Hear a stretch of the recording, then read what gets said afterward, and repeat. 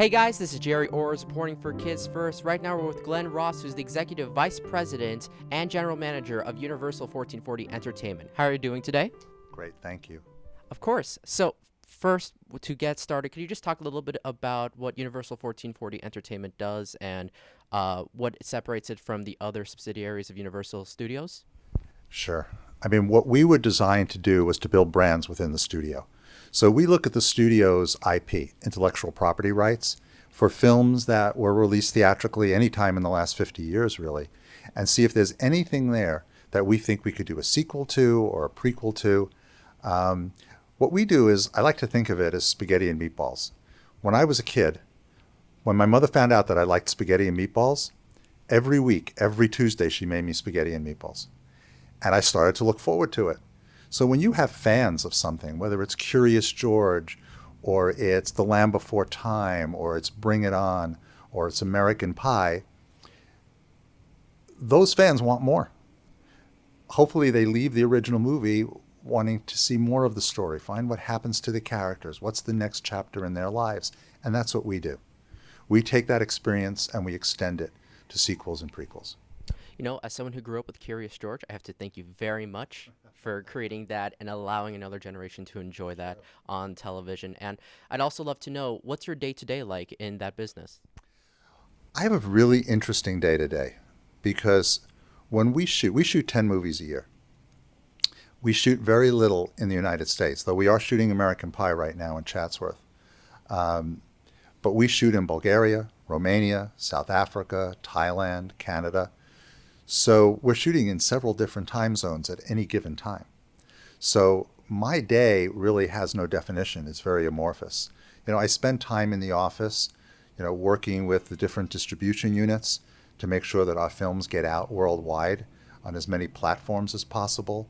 There's the mundane part of the business where we have to figure out how to greenlight a movie, where we work with our development people while we're writing the script. But my day can happen at any time of day or night or on the weekends because we're shooting all over the world. And that's my wife doesn't like it, but it's kind of what's fun for me. And, I'm sure this was a very long trek to get here. Like you said, you're making 10 films a year. That's really impressive, and I'm sure it wasn't always that way. So could you talk a little bit about your path to get here from when you first started in the film industry all the way to today? Well, quite frankly, I was not really thinking about entering the film business. I have an industrial design degree, and I originally wanted to design prosthetic devices for the handicapped. I came to California. I had no money. I needed an additional degree to do that, so I got a job driving a truck. And I was driving the truck for a media agency. Eventually, they took me in. They taught me about media. One thing led to another, and I ended up doing something that I really love because I was open to just whatever came my way. I think that's really inspirational, and I'm sure you have a lot of other lessons you've learned over your career so far. What do you think you would tell yourself if you could talk to your younger version? What do you think you would tell them as a lesson? Well, when you're young, you can't make a mistake. Try everything. That's what I've told my younger self. You can always go back and try something else. And I love this saying that if you're not failing, then you're not trying anything. So you have to be willing to let yourself fail along the way and not let that discourage you, because that's a lesson. And if you look at it that way, that failure really becomes a positive in your life. And I think that's what I would tell my younger self. I think that's really powerful, and I like that applies everywhere. It doesn't just apply in the film business. And I'm sure a lot of the audience wants to know, especially those who are interested in getting to the film business, when you're looking to hire someone or you're reading candidates, what do you look for? What traits do you look for in a candidate? I think the most important thing for me when I look at somebody is if people are open to their own potential and if they don't get discouraged. Because getting a film made is really an uphill battle every step of the way. If you look at the average set for one of our films, we have 150 people, not counting the cast. So every day there's a problem that you have to address.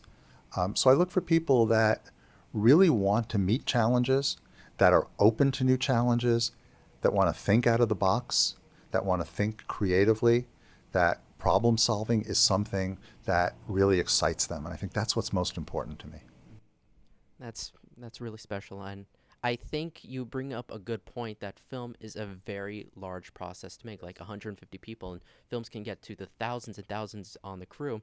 So how do you balance that? Because it takes a lot of dedication to do this job. How do you balance that with your own personal life and your own family?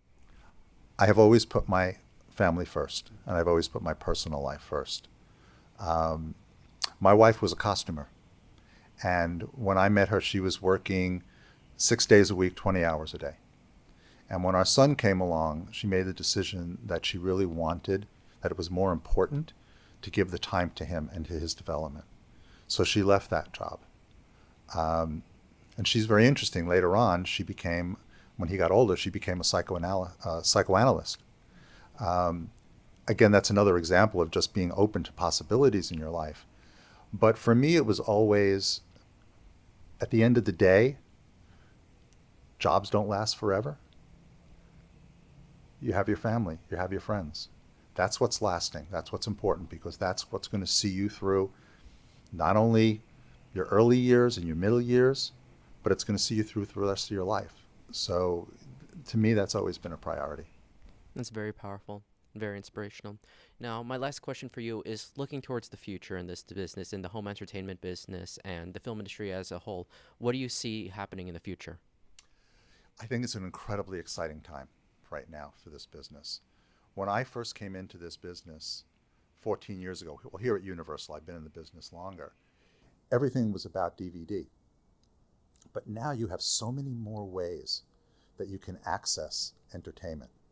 And just when we think we've seen it all, something new happens. And I think that's what's exciting, because when something new happens, you start to have the ability to reach more and more people. And that's what we're all about, telling stories to the largest group of people that we possibly can. And, it was first radio, then it was TV, then it was, theater going, and then it was VHS tape, and then it was DVD, and now you have streaming, and you can watch a movie on your computer, on your phone, you can watch it at home on your TV, you can go to the theater. You have so many more choices, but that gives us choices also, because we can then look out and say, okay, we can go out on all these platforms and take our work, which we're very proud of, and just make it accessible to so many more people. Well, I think you really spoke on what's beautiful about the film industry, and you also spoke a lot about the challenges. Thank you so much for talking to us all about your experience. Thank you. Of course. For our audience, be sure to check out all the work that Universal 1440 Entertainment does, as well as our future and other CEO C-Suite interviews at Kids First. I'm your host, Gerry O, signing off. Bye.